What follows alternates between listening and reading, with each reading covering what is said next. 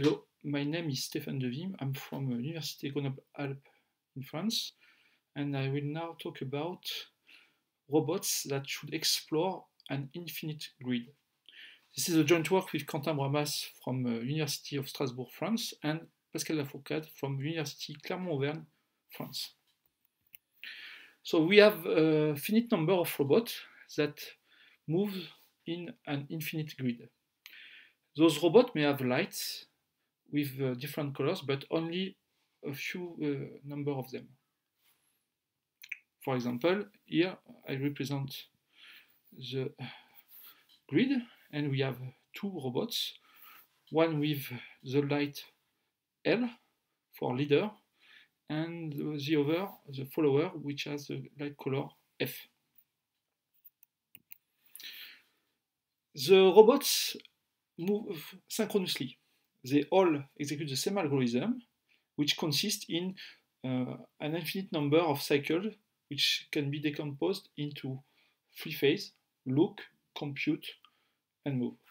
In the look phase, they look at a constant distance, for example, distance 1 here, and when they look at this distance, they obtain a snapshot. So, for example, in the previous configuration, the leader robot obtains this snapshot, and the follower obtains this snapshot. So at distance 1, you see he has 4 nodes, and only one node is occupied by another robot, which has the color F. Based on these local snapshots, the two robots choose a destination. And once they have chosen this destination, they move to the corresponding destination and they start a new cycle, and so on. The robots have no additional memories, no communication means.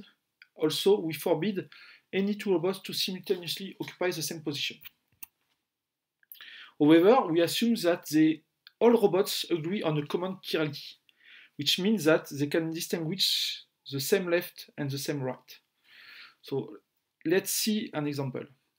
Here we have the snapshot of the leader robot at distance 1.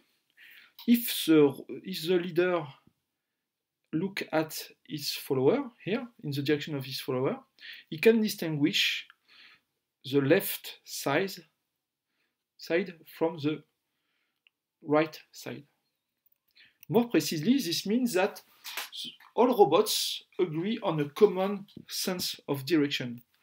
So with a common sense of direction, this robot is at an angle p/2 from the follower, while this node is at an angle minus p/2 starting from the follower. However, they do not agree on a common north. This means that for the leader robot, this view is the same as this view, and this view. So if he decides to go on the left in the first view, he will go up on the second view, on the right on the third view, on the bottom on the last view.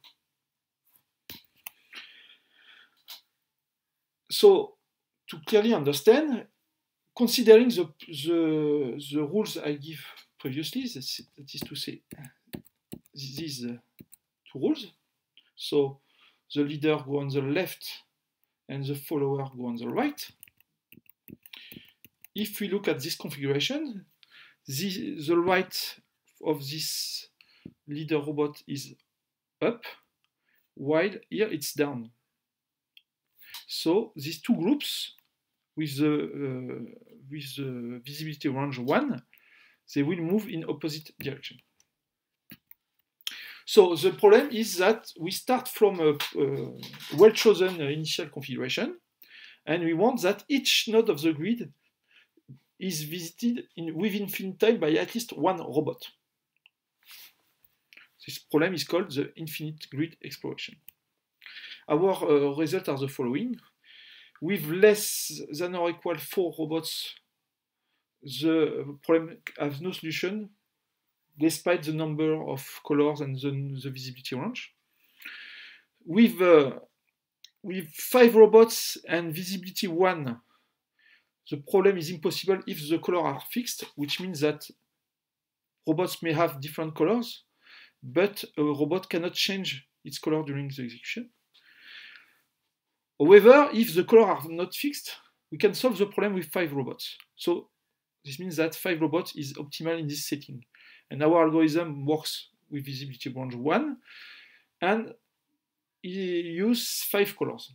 And also, it is exclusive. We will see later what is exclusive.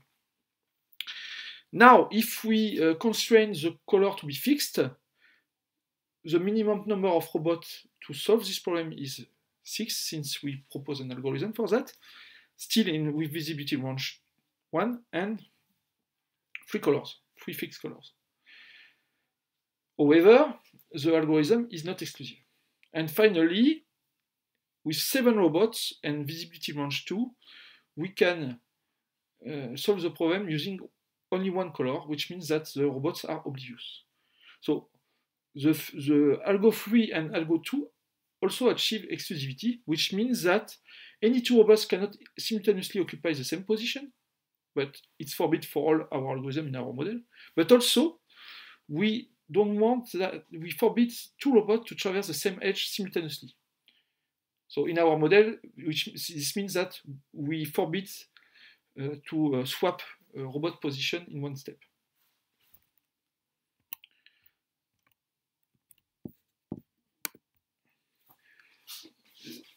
Now I will give an overview of our impossibility results. Our impossibility results are based on the following lemma, which we call it the cornerstone lemma. And this lemma says that the distance between the 2 fastest robots tends to the infinite. To see this, let's proceed by contradiction and assume that robots are infinitely often inside a grid of bounded size Cs. The first observation is that the number of possible configurations contained in a grid of bounded size S is finite, because we have a finite number of colors and a finite number of robots.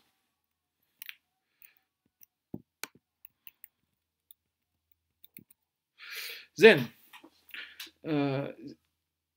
due to the number of finite configurations in that subgrid, we can see that configuration should be periodic up to a translation.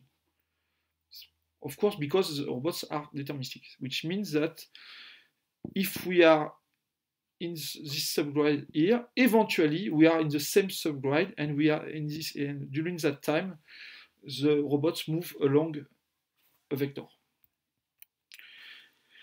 Once overall, this means that all robots move globally in one direction.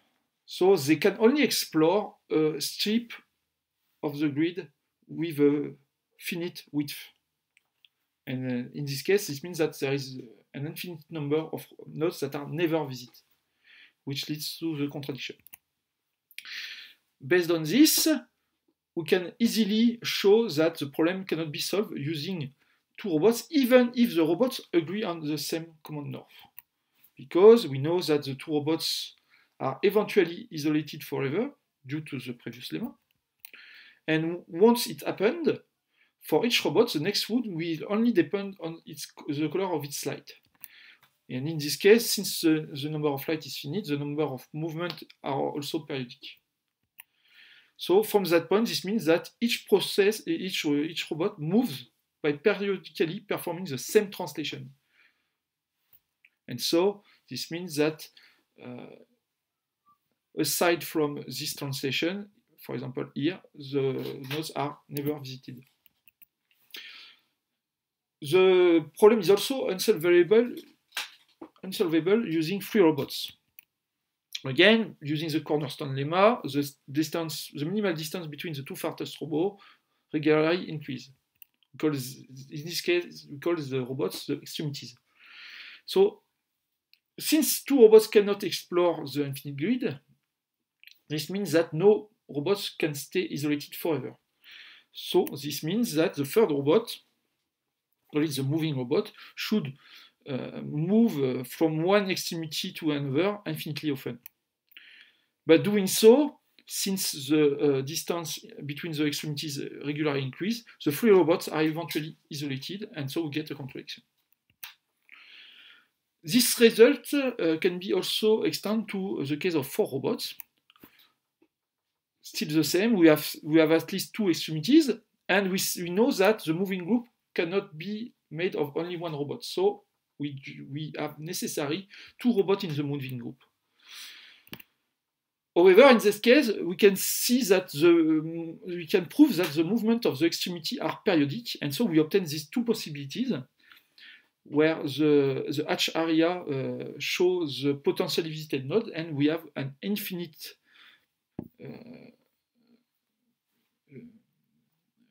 area that cannot be visited, and we get the contraction. We can further extend this result with 5 robots, but assuming that they have a fixed color and visibility range 1. In this case, we have to generalize the notion of extremity to have not only 2 Fartus robots, but a set of k-gathering of robots whose pairwise distance tends to the infinite. And in this case, we show that we may have up to 3 such extremity, and as in the previous lemma, we can expose an infinite area that cannot be visited by the robots. Let's see now the algorithm. So the first algorithm I present is the one that uses 6 robots and 3 fixed color and visibility range 1. Note that this robot does not achieve exclusivity, which means that sometimes robots can swap their position. The idea of this robot is that we have a group of 2 robots, a follower which is blue and a leader which is blue and a follower which is green, that should visit an area which is defined by 4 beacons robots. The algorithm works by phase. During a phase, the moving group of 2 robots visit the area defined by the 4 beacons, and also the beacons move to increase the size of the area for the next phase. So let's see how it works.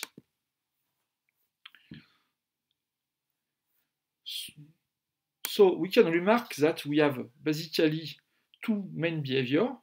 First, we should allow the moving group, when it is isolated, to go straight from one beacon to another.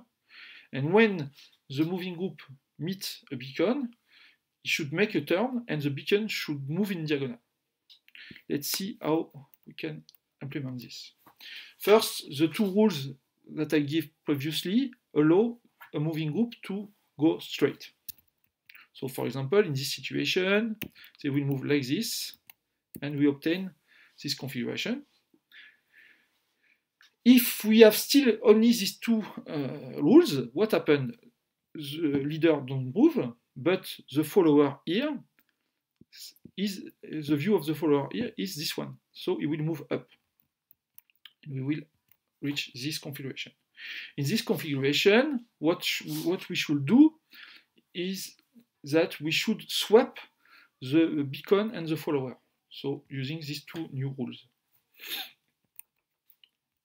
Then we need that the bottom, the beacon robot go up one time more, and the moving group should start to go straight.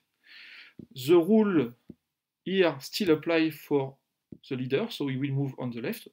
We should add a rule so that the follower also moves from the left in that situation, and we should add a rule for the beacon so that it could go up in that situation. These are these 2 rules here, and so we finalize the turn like this. So basically, if we are in this situation, after a few number of moves, we obtain this situation where the beacon has moved in diagonal and the moving group start moving to the left.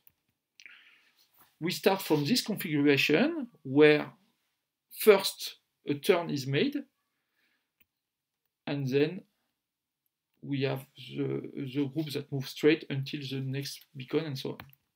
So again, we can see that using these two behavior, the algorithm works. I will only overview quickly the two other algorithms. So the second algorithm, what is important to see is that we use only 5 robots. So the beacon, we have now only 3 beacons. And the beacon delimit a triangle area. And so because it's a triangle area, the behavior at each beacon should be different. This is why the 3 beacons have different colors here. In particular, to go from this beacon to this beacon, the moving group has to go in following a diagonal. So as we use modifiable colors, we use this modifiable, we change the colors to alternatively move on the right and move down, and then move down. This is the idea. And as we can modify the color, we can prevent position swap. In fact, instead of swapping position, the robots just have to change their color. So the algorithm is achieve the exclusivity. Just to see an example of how it works. So we will see that the difficult part is to make the moving group go in diagonal, and by changing the colors, it's easy to go in diagonal. The remainder of the algorithm is very close from the first one, actually. The last algorithm is the oblivious one, so there is no light. All robots have the same colors, and it works in visibility range 2. It is also exclusive, and what happened is that we need to have 3 robots like this to be able to define one direction for the moving group. Thanks to the chirality, this destination can be distinguished from this one, actually. And the other thing is that the beacon starts moving in diagonal when they see the moving group at distance 2. So we never have the beacon at distance 1 from the moving group. I just show a simple example, and we can see that the principle remains the same. The beacons are used to delimit the area to visit, and at each phase, the area has grown. Okay, to sum up, we have addressed the problem of infinite grid exploration, and we found several optimal solutions using robots with very weak capability, small visibility range, and few colors. For the immediate future work is to try to show that 7 is optimal for the 7 robots is optimal for the oblivious case. The second future work is try to remove the chirality, and we already have the results, and these results will be presented at the conference fund this year. And as a long-term perspective, we would like to investigate the problem with the weaker synchrony assumption, that is to say, first semi-synchrony, and finally the full asynchrony, which is the most general model for this problem. So thanks you for your attention. If you have any question, please contact my colleague Quentin Bramas, and you can see also that the animation I give to you are available online in this website. Thank you.